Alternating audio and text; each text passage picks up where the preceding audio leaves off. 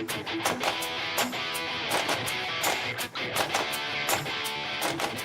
right. So, a new segment I would like to do for just a little bit, and then we'll be out of your hair. Fantasy corner here. Obviously, we are fantasy rugby yanks. We like to do the fantasy thing. I've kind of just dove headfirst into the whole stats thing, so and that's kind of made this more fun for me, and give me a little something to do with myself. Not that I didn't have enough, but there's plenty you can do with yourself.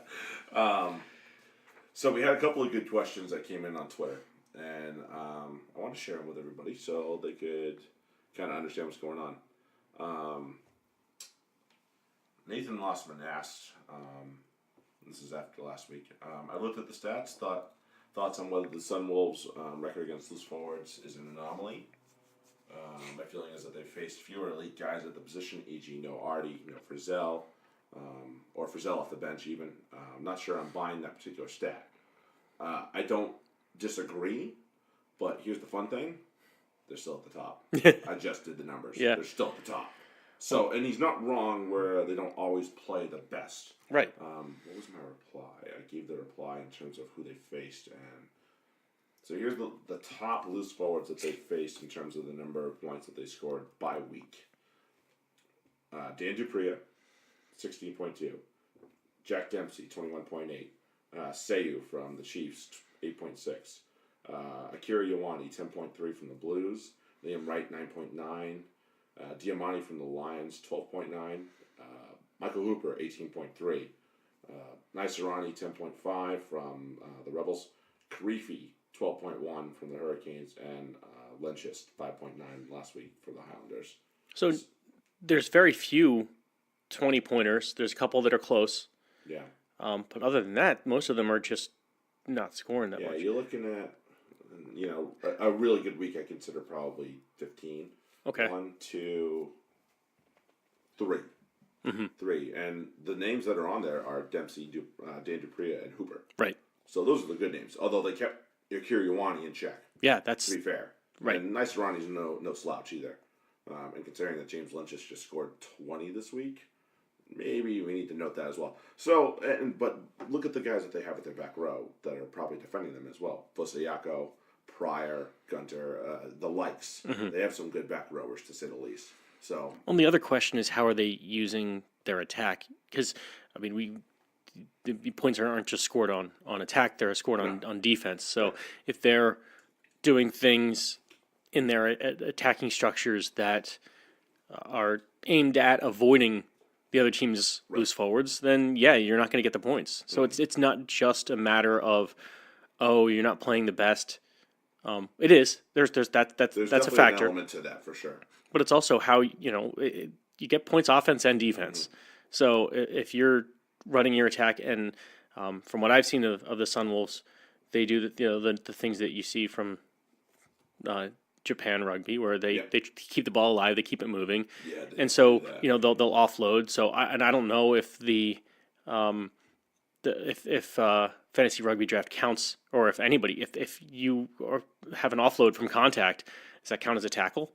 Probably not. So it's like if you're keeping the ball alive rather than just taking it down and recycling it. If you're that's the way you play the game. I guess it depends on how it goes down the stat sheet. Right. It kind of neuters those points for your, especially for your loose forwards who are probably making a lot of those tackles. Yeah. So yeah, I think there's something to be said for the fact that they're not playing those.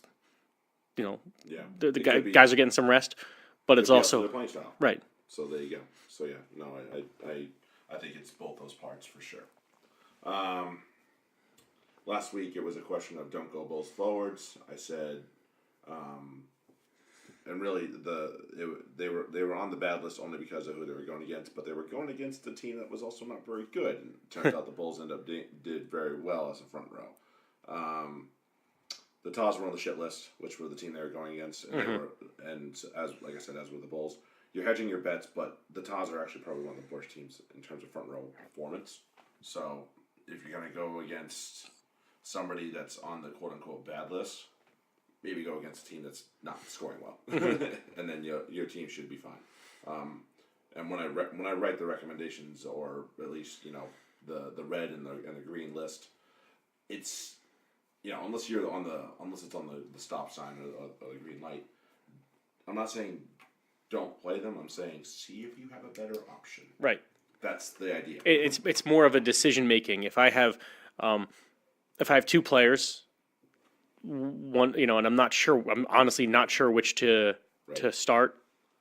That's my go-to. Is I'll go check out what Jared said, and say, okay, well, if one's green and one's red, I'm probably going to go with the green over the red, unless it's just the green is just they're going against a team that tends to surrender more points. And it's not the end all be all. No. And there are some players that might be green that will never score that well, and there are some guys that are going to be listed as red that you would never sit anyway. Right. So you have to make that decision on your own, but at the same time, this is just it gives you an idea.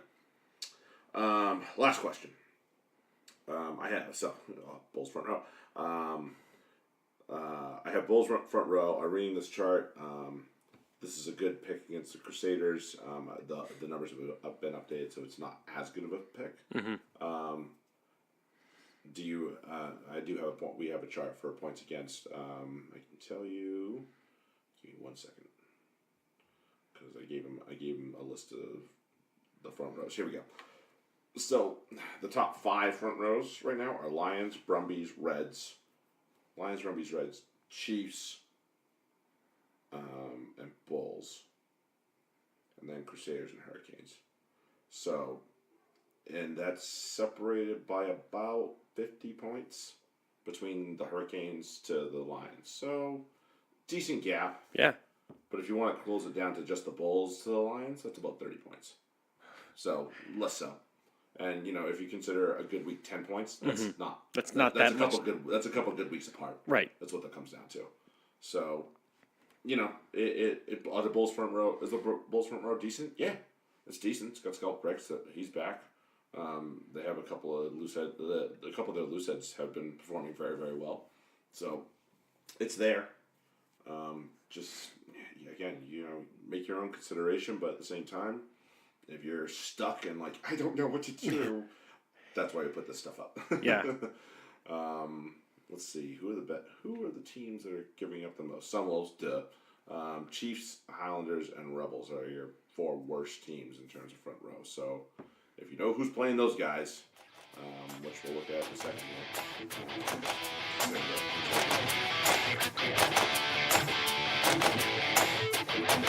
here.